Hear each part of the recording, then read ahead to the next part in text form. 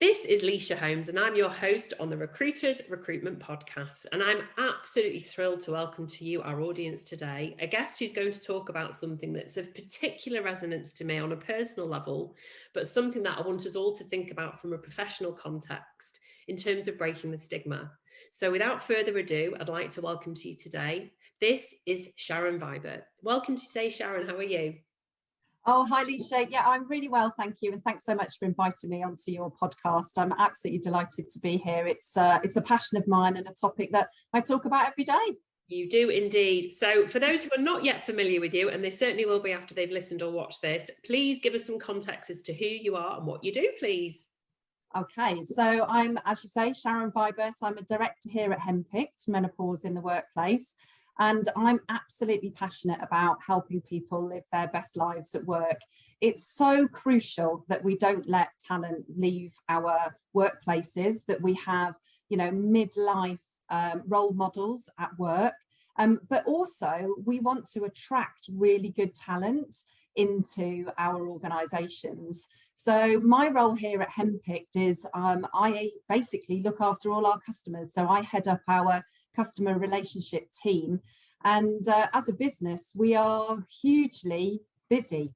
And we've seen a rapid growth over the last couple of years in terms of the number of training sessions we're running on a daily basis, which just goes to demonstrate the scale of the topic. And I think employers really have a window of opportunity now to talk to their colleagues, to educate them, to provide the right training and awareness, and to provide the right signposting and support for people that are looking for that, that information, because there's so much myth out there around the menopause.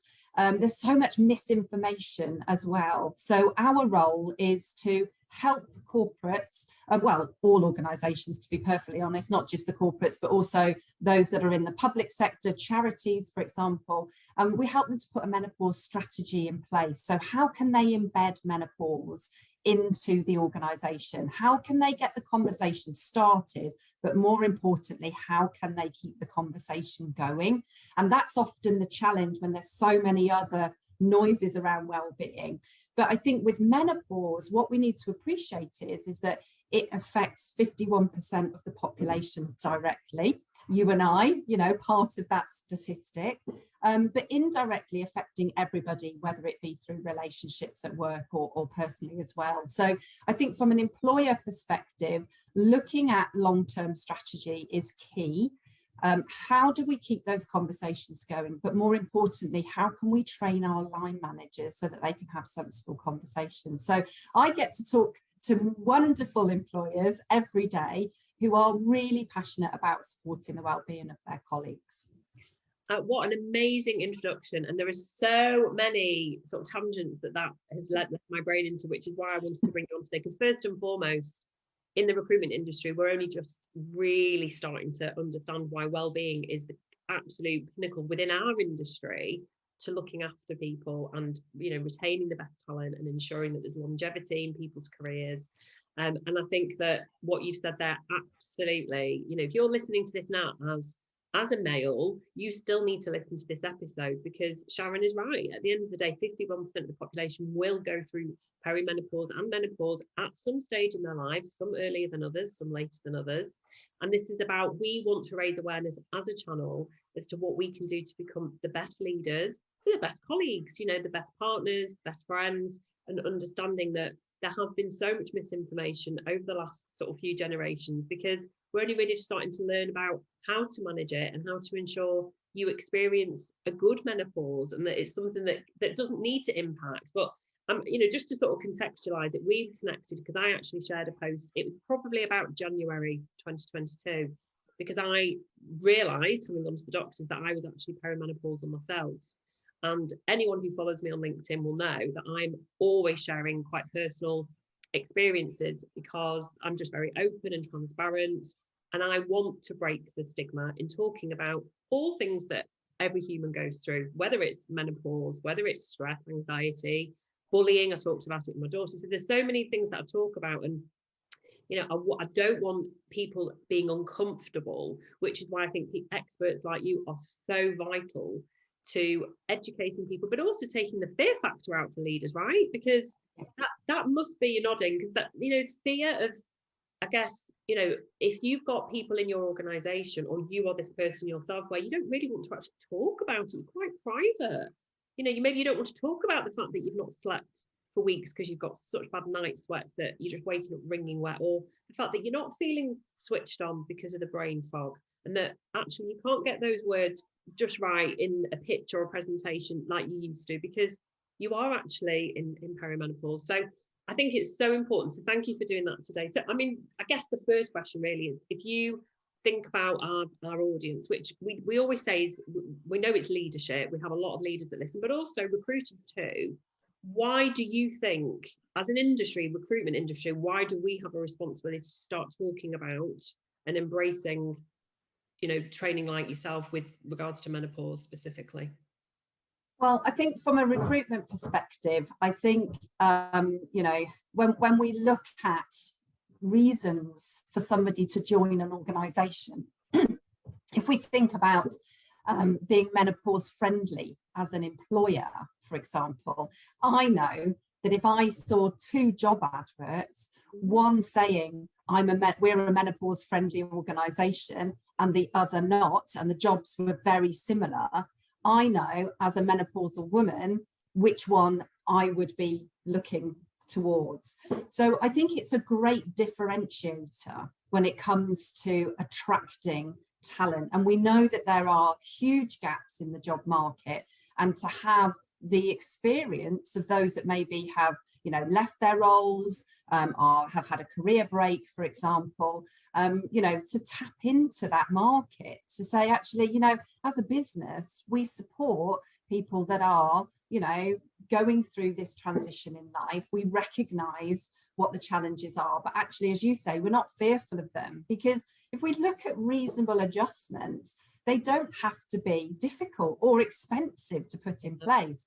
And I think often it's just being able to demonstrate that actually we're open to the conversation without fear, you know. And I think the big challenge is that as women go through their careers, there's these kind of couple of natural breaks in the ladder for many. One is, you know, pregnancy and you know, childbirth, and the other is menopause. And that can lead to, you know, many challenges around the gender pay gap, the pensions pay gap, for example. But I think from an employer perspective, it's, you know, if the 1 in 4 that are considering leaving work turn into the 1 in 10, 900,000 women leaving their jobs, according to the latest Bupa research, you know, what's the cost to that employer to re-employ? So that's the first consideration. But also, what's the reputational cost to a business that isn't taking menopause at work seriously? So we've seen recently in the press many more successful plaintiffs coming to the fore. And now with menopause getting so much more into the mainstream media, it's everywhere. So do you want to be that employer, whether you have 5 employees or 500,000 employees, to be the one that is in the newspapers, that has been taken to a tribunal? There's no winners in court. Yeah. You know, so it's how can we as employers ensure that our managers understand what best practice looks like? And so, as you say, to not have that fear of having that conversation, because we often have sometimes, you know, we have managers saying to us in our training sessions, but we don't understand enough about HRT to have a conversation about menopause. And the answer to that is, how much do you know about an epidural? Mm. You know, so you can have those maternity conversations, but actually, you know, you're not going into the ins and outs in terms of how do you manage a pregnancy, you know, and it's the same with menopause. It's about having the open conversations, which is, it's okay to come and say that I'm not quite feeling myself. And, you know, what can we do as partnership, me, the person experiencing menopause, and you as the employer? How can we work together to come up with a plan, which could be as simple as, please don't brain dump me in the corridor. I just need to go and get my book and write it down, because, you know, so simple things like that. And actually, as I'm listening to you now, I'm thinking, you know what, this comes down to this is all about culture and communication, because I'm not suddenly asking my audience to become medical experts in HRT, or if, you know, we're talking about menstruation, or we've talked about mental health with previous guests, we're not asking you to become specialists, but that's why you bring in people like Sharon to your business that are. This is about you being compassionate, you being non-judgmental. If you are, as listening to this, you are a female leader and you've experienced it, we're not asking you to plaster posters all over the corridor, but talk about your experiences if someone is coming to you and confiding in you, but creating a culture of communication where it's okay. It's okay to have a day where you say, do you know what, I don't feel great today. And that's, you are going to then have this, I guess, tsunami of support for whatever you're going through. And I think that's, for me, as I'm listening to you, it can only start if that's going to be your culture. And if that isn't your culture, then you are going to miss out on talent and you are going to lose your best people. Because I think what you said at the start there is absolutely right. As people make choices when they move jobs, they are going to look beyond salary and commission or whatever their benefits are. They're going to start looking at diversity and inclusion. They're going to start looking at mental health, well-being, fitness. You know, how do you support us in terms of, you know, incentives where it isn't just getting drunk, it's nutritional things, it's well-being. But actually, you're right, it is about how do you look after those people that are going through menopause? And, you know, I know my audience, I know people, and I'm sure you do too, who've gone through menopause. This isn't just exclusively for people in my age demographic. People go through the menopause in their 20s and their 30s. So don't think that you are excluded from this conversation just because you might be a certain age demographic. And of course, your clients too, if you're in tech or you're in healthcare or you're in education, your customers will all be going through this as well, which is why we need to have this conversation. So I think you're absolutely right. And I think the culture is key. And I think the other thing to consider here as well is, you know, I gave you some stats around, you know, women considering leaving work, but I think the future here is actually women leaving to go to a menopause friendly competitor as well. Yeah. So I think it's not just a case of I'm going to leave because I can't cope. It's going to be I'm going to leave because over there I'm going to be better supported. And I think this is the challenge that businesses are going to have as women become much more knowledgeable in terms of their rights around menopause at work. But you also make a really good point about menopause age, and menopause can happen to anyone at any age. And I think that's really key here. We also need to, you know, acknowledge that menopause symptoms or menopausal type symptoms can actually happen to anyone. Men can experience menopausal type symptoms because of certain types of cancer treatment and testosterone deficiency syndrome, but also those that are going through transgender affirmation, for example, or anyone that's experiencing significant hormonal change. So, you know, it is a conversation for everyone. And I think the skill is to be knowledgeable and understanding about what the menopause actually is, to be armed with that information, not just as a business owner, but for the individuals, so that menopause isn't controlling the individual is controlling and has their own destiny in their own hands, for example. It's that forewarned is forearmed, isn't it? You know, there's always the fear of the unknown. So if we don't make it the unknown, then as you say, there's nothing to be feared. But I think as managers, it's understanding the 4 key reasons why we should be a menopause friendly employer. So yes, there's the demographic case. So, you know, 8 out of 10 menopausal women are in work, fastest growing workforce demographic. So as a recruitment industry, you know, we need to tap into that. But there's also the business case, which I mentioned, you know, the cost of somebody leaving, but also thinking about presenteeism as well. What's the cost of your business? Those that are dragging themselves into work. But then there's the legal aspect as well. And, you know, women are very much better informed these days, so they understand their legal rights. So, you know, line managers are personally liable, so they need to understand what best practice looks like and follow that best practice within their workplace. And then obviously there's the corporate social responsibility. It's the right thing to do. And, you know, as an employee, if I hit a bump in the road for whatever reason, to know that my employer is there and supportive, that is invaluable.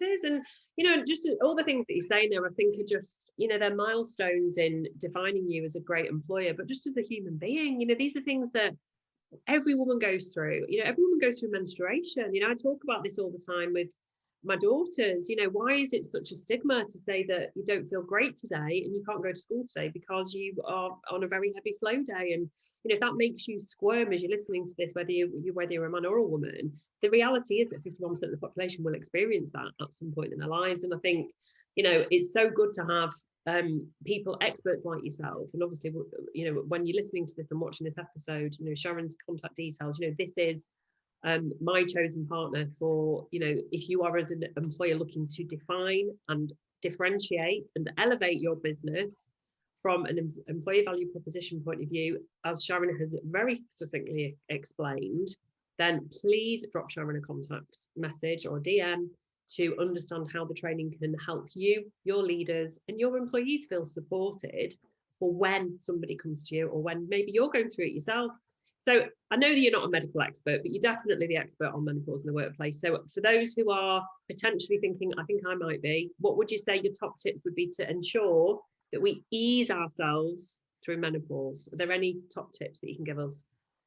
Yeah, absolutely. So the main one is to understand the menopause, read around the subject, but you need to understand the menopause from the right sources. There's a huge amount of misinformation out there. So if you go to the Henpicked website, and I can give you the details of that afterwards, Leisha, we have a menopause hub. Everything you ever need to know about menopause, and afraid to ask, is there on the hub, including videos and podcasts about all different aspects of menopause. So reading around, understanding what's going on with your body. The second tip is recognize symptoms. So take a look at the 34 symptoms and start tracking those symptoms. There's some great apps out there now where you can track symptoms. Yep. That enables you to have a sensible and informed conversation with your GP. Yeah. Because that's the next steps, because we often don't join up the symptoms dots when it comes to menopause. I had a surgical menopause. I still didn't put down all my symptoms to the menopause. And this was before I was doing this job. So, now it would be a very, very different story. But how can we, ask our families, friends, and our organizations to support us during this transition if we don't recognize what's going on with our bodies at all? And it's terrible that we're in this situation, but that's just the fact of the matter. We can't change what's been before, but we can change what's going forward. And I think the other thing as well is to look at this with the right attitude as well, because I think if we're fearful and we are worried about how we're feeling, then that has a knock-on effect. So thinking about identifying what your symptoms are, thinking around what your personal philosophy for managing symptoms are. So could be a combination of the medical, HRT, looking at diet and lifestyle, could be looking at supplements, for example.